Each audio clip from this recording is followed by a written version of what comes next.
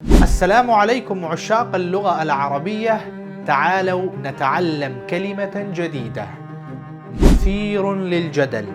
مثير للجدل کا مطلب ہوتا ہے controversial، یعنی ایسی کوئی چیز جو بحث و مباحثے کو بھڑکا دے. جدل کا مطلب ہوتا ہے بحث و مباحثہ، اور مثیرن کہتے ہیں بھڑکا دینے والا. اسی مثیرن سے بہت سارے سینٹنسز، بہت ساری تعبیرات بن سکتی ہیں. مثیر الفتن یعنی فتنہ انگیز، مثیر للانتباہ یعنی قابل توجہ، مثیر الذعر یعنی دہشت انگیز. اس پر ایک سینٹنس بنا لیتے ہیں. هذا الكتاب قد اصبح مثیرا للجدل، کہ یہ کتاب